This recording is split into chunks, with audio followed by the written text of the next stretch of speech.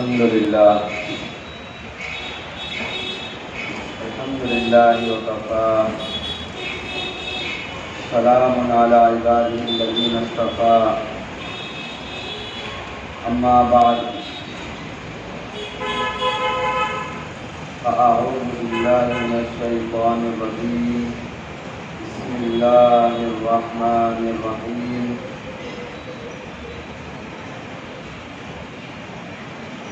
يا أيها الذين آمنوا قوا أنفسكم وأهليكم نارا وقال النبي صلى الله عليه وسلم طلب العلم فريضة على كل مسلم أو كما قال النبي صلى الله عليه وسلم صدق الله مولانا العظيم وصدق رسوله النبي الكريم ونحن على ذلك من الشاهدين والشاكرين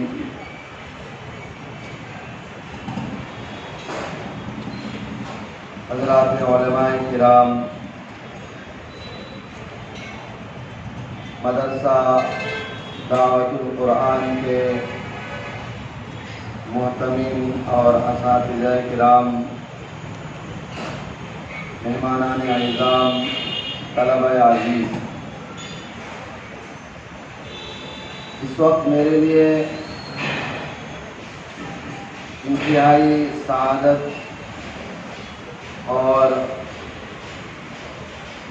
خوش نصیبی کی بات ہے کہ میں مدرسہ دعوت القرآن کے اس جلسے میں شریک ہوا ہوں۔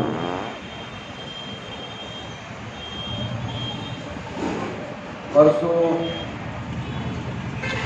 میں یہاں پر بحیثیت ممتحن حاضر ہوا، طلبہ حفظ اور طلبہ ناظرہ کا امتحان لیا۔ الحمدللہ بڑی خوشی ہوئی طلبہ کے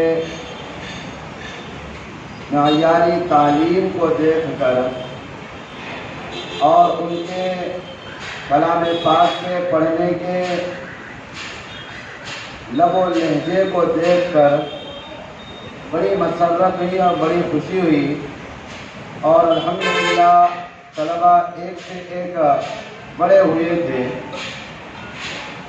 البتہ ان میں سے ایک دو چار طلبہ امتیازی ہوتے ہی ہر امتحان میں، مجموعی طور پر طلبہ کا تعلیمی معیار قابل اطمینان بلکہ مسرت بخش تھا، اور میں اساتذہ کی خدمت میں مبارکبادی پیش کرتا ہوں کہ یہ طلبہ اتنے اچھے انداز میں پڑھ رہے ہیں اور امتحان دے رہے ہیں، تو یہ طلبہ کی محنت اپنی جگہ پر مسلم ہے، لیکن ان کے اوپر اساتذہ کی محنت حد سے زیادہ۔ اساتذہ طلبہ کے لیے اپنا جگر کھول کے رکھ دیتے ہیں اور بڑی شفقت کے ساتھ، بڑی مہربانی کے ساتھ، انتھک محنت اور کوشش کے ساتھ طلبہ کو پڑھاتے ہیں۔ اس کا نتیجہ یہ ہے کہ بچے بہترین انداز میں قرآن پڑھ رہے ہیں، اور بہت سے بچوں کا حفظ مکمل ہو چکا، اور عنقریب کئی اور بچے ایسے انشاءاللہ یہ بہت جلد ایسے بچے ہوں گے جن کا تکمیل حفظ ہوگا اور وہ حافظ قرآن بنیں گے۔ میں محتمم صاحب، ہمارے عزیز دوست جناب قاضی و مفتی عبدالرحیم صاحب قاسمی کی خدمت میں بھی مبارکبادی پیش کرتا ہوں کہ آپ انتہائی حوصلہ مند ہیں، سرگرم ہیں۔ ہم آپ کو زمانے طالب علمی سے جانتے ہیں کہ جب آپ طالب علمی کے زمانے میں چھٹیوں میں آتے، اسی وقت آپ سرگرم رہتے، اور حوصلے اور ارادے آپ کے بہت بلند تھے کہ آپ کو فراغت کے بعد اس علاقے میں زبردست خدمات کو انجام دینا ہے۔ چنانچہ آپ کے انہی حوصلہ مندیوں کا نتیجہ ہے کہ بہت جلد دارالقضا قائم ہوا، اور دارالفتہ قائم ہوا، اور اب یہ مدرسہ ہے جو ہمارے سامنے ایک گل گلشن کی طرح سے سجا ہوا ہے۔ میں دعا کرتا ہوں کہ اللہ تبارک و تعالی عمارت شریعہ کے تحت چلنے والے ان تمام اداروں کو، دارالقضا ہو، دارالفتہ ہو اور یہ مدرسہ دعوت القرآن ہو، ان کو اللہ سے ترقیوں سے نوازے اور اس پورے علاقے کے لیے اس ادارے کو مفید سے مفید تر ثابت کرے۔ میرے عزیز،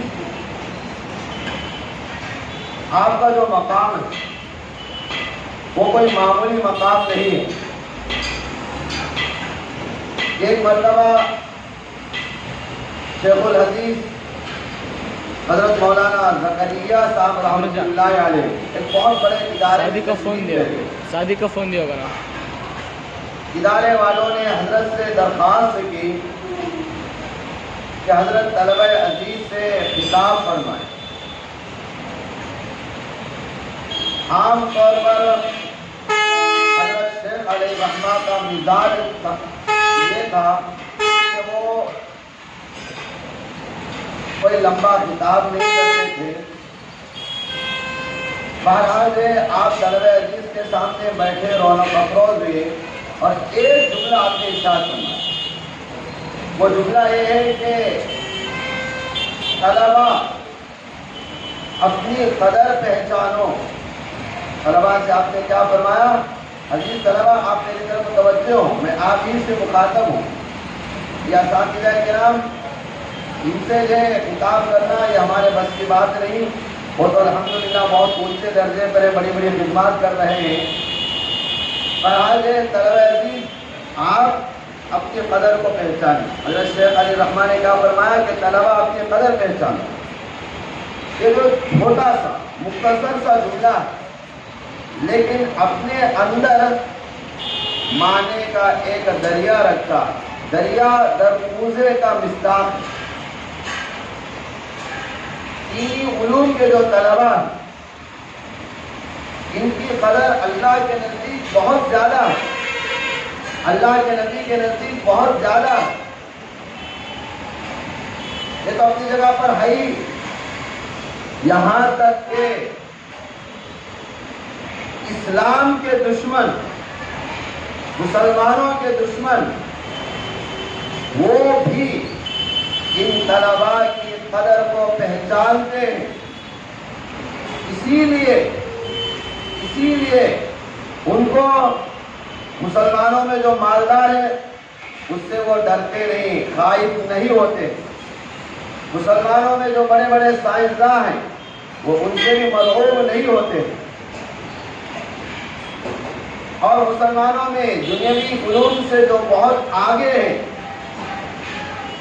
ان سے ان کو کوئی خطرہ نہیں۔ ہمارا دشمن اگر کسی سے ڈرتا ہے تو طلبہ آپ سے ڈرتا ہے۔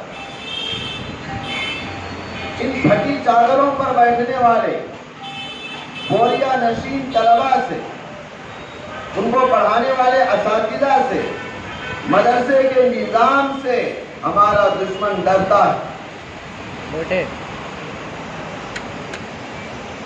کیسے ڈرتا ہے؟ دو مثالیں آپ کی خدمت میں۔ پہلی مثال انگریزوں کی۔ جب انگریز اس ملک میں آیا تو اس نے بہت جلد یہاں کے بادشاہوں کو زیر کر دیا، بہت جلد اس نے حکومت پر قبضہ کر لیا۔ حالانکہ ہندوستان کی حکومت اس زمانے میں بہت بڑی حکومت تھی۔ جیسے آج کل بڑی بڑی طاقتیں ہیں، امریکہ کی طاقت ہے، برطانیہ کی طاقت ہے، فرانس کی طاقت ہے، چائنا کی طاقت ہے، روس کی طاقت ہے، اسی طرح اس زمانے میں جو بڑی طاقتیں تھیں ان میں سے ایک ہمارے ہندوستان کی حکومت۔ اس لیے کہ اس وقت ہندوستان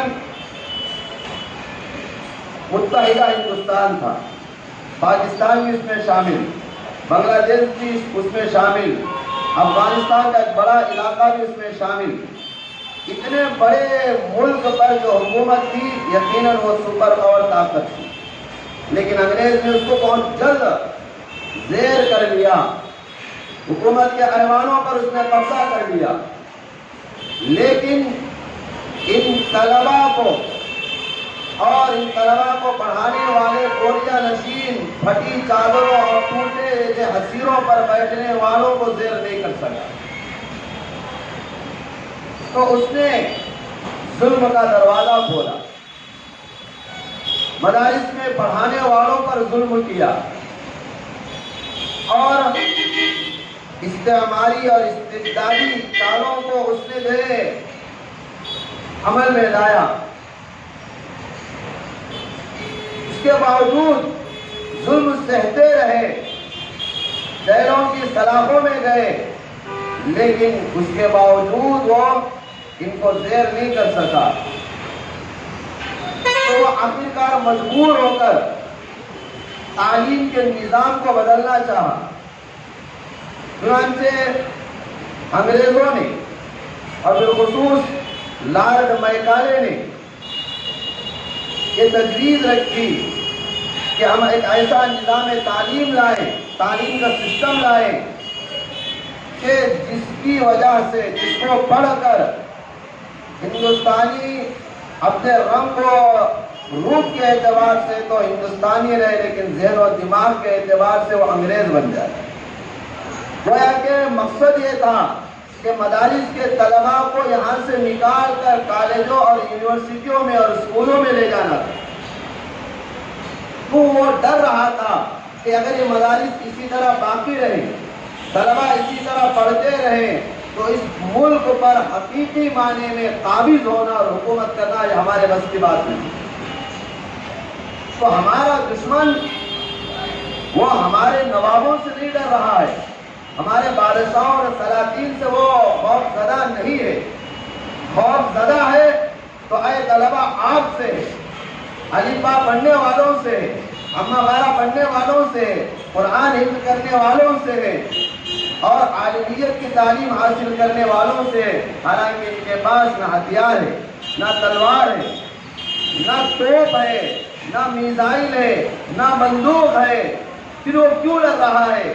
اس لیے کہ آپ کے ہاتھ میں جو دینی کتابیں ہیں، آپ کو جو پڑھایا جا رہا ہے، آپ کا مدارس میں آپ کا جو ذہن بنایا جا رہا ہے وہ دینی ہے، اسلامی ہے، اور جب تک اسلام زندہ رہے گا اور مولوی اور ملا رہیں گے تو انگریز کے اس ملک پر قابض ہونا، پوری طرح قابض ہونا ناممکن ہے۔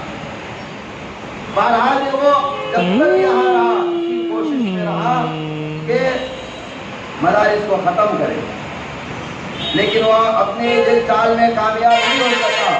اور جو اس انگریز کو بھگانے میں کون آگے تھے، اس کو جن سے وہ خطرہ جس کو جن مدارس سے اس کو خطرہ تھا، وہی مدارس سے فارغ ہونے والوں نے اس کو بھگایا۔ ہندوستان کو آزاد کس نے کرایا؟ تو عام طور پر اسکولوں میں یہی پڑھایا جاتا ہے کہ فلاں صاحب فلاں صاحب فلاں صاحب، ٹھیک ہے اپنی جگہ پر، لیکن اصل جو روئے روا تھے وہ انہی مدارس سے فارغ ہونے والے تھے۔ حضرت شیخ الہند علیہ الرحمہ تھے، حضرت شیخ الاسلام علیہ الرحمہ تھے، اور اکابر کی ایک لمبی فہرست ہے، ناموں کی فہرست، جنہوں نے اس ملک کو آزاد کرا۔ بہرحال اس کے بعد دوسری مثال کہ آپ سے اس وقت ہمارے اس ملک میں جو طاقت ہے اور جو اقتدار پر قابض ہے، جن کے ہاتھ میں پورے ہندوستان کی حکومت ہے، ان کو بھی آپ ہی سے ڈر لگتا ہے ان کو، حالانکہ ان کے پاس سب کچھ ہے، مادی اعتبار سے سارے سامان ان کے پاس ہے، لیکن ان کو کسی سے خوف نہیں ہے، ان کو کسی سے ڈر نہیں ہے، آپ سے ڈر ہے۔ اس کی دلیل کیا ہے؟ اگر آپ مجھ سے سوال کریں اس کی دلیل کیا ہے، تو اس کی دلیل یہ ہے کہ آپ جانتے ہیں طلباء، شاید آپ چھوٹے ہیں، بچے ہیں، آپ کے علم میں بات نہ آئی ہو کہ ہماری موجودہ حکومت نے ایک نیا تعلیمی سسٹم لے کر آ رہے ہیں، ہماری حکومت ایک نیا تعلیمی نظام لے کر آ رہی ہے، نئی قومی تعلیمی پالیسی NEP، نیشنل ایجوکیشن پالیسی، اس کا جب ہم مطالعہ کرتے ہیں تو دوران مطالعہ یہ بات اچھی طرح واضح ہوتی ہے کہ یہ حکومت ان مدارس کو ختم کرنا چاہتی ہے، اس لیے کہ جو پالیسی بنی ہے اس میں کالجوں کا ذکر ہے، یونیورسٹیوں کا ذکر ہے، اور نئے تعلیمی نظام اور نصاب اور فلاں فلاں سب کا ذکر ہے، مدارس کا ذکر نہیں۔ یعنی وہ مدارس کو ختم کرنا چاہتے ہیں، پورے ہندوستان سے مدارس کے نظام کو کالعدم بنانا چاہتے ہیں، کیوں؟ وہ جانتے ہیں کہ اگر ہمیں پورے ہندوستان کے مسلمانوں کو نعوذ باللہ مرتد بنانا ہے، مسلمانوں کے اندر سے ایمان کو کھینچ لینا ہے، مسلمانوں کو ملحد بنانا ہے، مشرک بنا دینا ہے، تو اس کے لیے سب سے ضروری ہے کہ مدارس کا نظام ختم کر دیا جائے۔ مدرسوں میں جس طریقے سے پڑھایا جاتا ہے اس پڑھائی کو ختم کر دیا جائے۔ تو اب دیکھیے کہ یہ جس طرح انگریز چاہتے تھے کہ مدارس ختم ہو، موجودہ حکومت بھی نئی قومی تعلیمی پالیسی کے ذریعے سے مدارس کو ختم کرنا چاہتی ہے۔ کیوں؟ اس لیے کہ جب مدارس ختم ہو جائیں گے تو وہ بڑی آسانی سے یہاں کے سارے مسلمانوں کو مرتد اور مشرک بنا سکتے ہیں، ملحد بنا سکتے ہیں۔ اس لیے کہ ایمان کا سبق کہیں پڑھایا جاتا ہے تو مدرسوں میں پڑھایا جاتا ہے، اللہ کی بندگی سکھائی جاتی ہے تو انہی مدرسوں میں سکھائی جاتی ہے، مکاتب میں سکھائی جاتی ہے، قرآن یہی پڑھایا جاتا ہے، ایمانی یہ طاقت اور ایمانی اسپرٹ یہی پیدا کیا جاتا ہے۔ اور ایک ایک بچہ جب یہاں سے فارغ ہو کر جاتا ہے تو جس محلے میں جس علاقے میں جاتا ہے اس پورے علاقے کو وہ سنبھالتا ہے، اس پورے علاقے کو الحاد سے، کفر سے، بدعات سے، خرافات سے بچانے کی ایڑی چوٹی کی کوشش کرتا ہے۔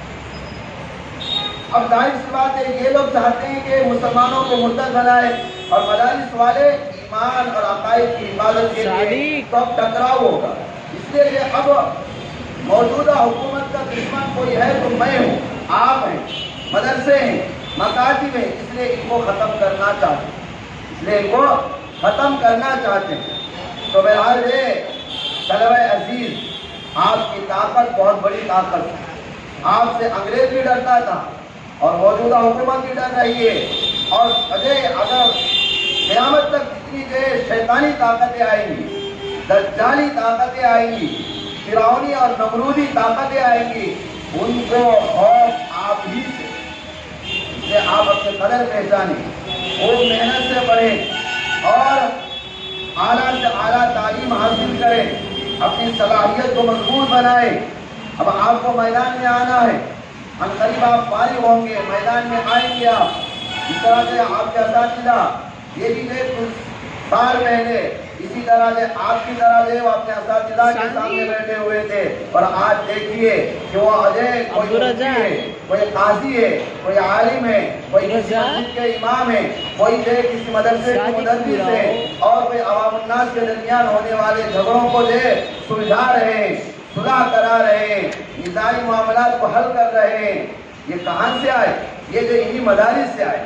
آپ کو بھی آگے چل کر میدان عمل میں آنا ہے تو آپ جید حافظ بنو، جید عالم بنو، اور خوب محنت سے پڑھو، صلاحیت اپنے اندر پیدا کرو، بولنے کی صلاحیت پیدا کرو، لکھنے کی صلاحیت پیدا کرو، میٹھی زبان پیدا کرو، اپنے فصاحت و بلاغت پیدا کرو، خوبصورت قلم پیدا کرو، آپ کی تحریر بھی عمدہ ہو، آپ کا مضمون بھی عمدہ ہو، بولے تو لوگ اش کریں اور آپ کی زبان سے پھول جھڑنے لگے۔ ہر میدان میں آپ کو کام کرنا ہے، تو میدان میں کام کرنا ہے تو زبان و قلم کی بہت ضرورت ہے۔ تو خوب زبردست مقرر آپ بنے، زبردست مصنف بنے، اپنے اندر صلاحیت پیدا کریں۔ صلاحیت کے بغیر امت آپ کو قبول نہیں کرے گی۔ اس لیے کہ ہم دیکھ رہے ہیں کہ موت سے جو فارغ ہو کر آ رہے ہیں، جن کے اندر صلاحیت ہے امت ان کو ہاتھوں ہاتھ لے رہی ہے، اور جن کے اندر صلاحیت نہیں ہے امت جو ہے ان کو نظر انداز کر رہی ہے۔ خدمات کے لیے بھی، دینی خدمات کے لیے صلاحیتوں کی ضرورت ہے، تو اپنے اندر صلاحیت پیدا کیجیے اور اس کے ساتھ ساتھ صالحیت پیدا کیجیے، یعنی اپنے آپ کو متقی بنائیے، پرہیزگار بنائیے۔ یہ علم یہ جانکاری کے لیے نہیں ہے، یہ معلومات کے لیے نہیں ہے، یہ علم عمل کے لیے ہے، یہ علم اللہ کو راضی کرنے کے لیے ہے، یہ علم جنت میں جانے کے لیے ہے، یہ علم ساری امت کو جنت میں لے جانے کے لیے ہے۔ تو تقویٰ، پرہیزگاری انتہائی ضروری ہے۔ آپ اپنے لیے اعمال کے پابند بنیں، اپنے اساتذہ کا ادب کریں، ان کی فرما برداری کریں، اپنے ماں باپ کی فرما برداری کریں، ان کی خدمت کریں، اور اپنے اندر حسن اخلاق کو پیدا کریں، اچھے اخلاق پیدا کریں، ایسے اخلاق جو ہمارے نبی کے تھے، کہ ہمارے نبی صلی اللہ علیہ وسلم معلم اخلاق ہیں۔ آپ کے جو اونچے اخلاق ہے وہ آپ کے اندر ہونا چاہیے۔ بہرحال آپ ہر اعتبار سے اپنے ظاہر کو بھی اور اپنے باطن کو بھی سنواریے، ظاہر و باطن کی اصلاح کی فکر کیجیے، اور خوب جو ہے آپ اپنے اندر ایک صلاحیت پیدا کر سکتے ہیں پیدا کریں۔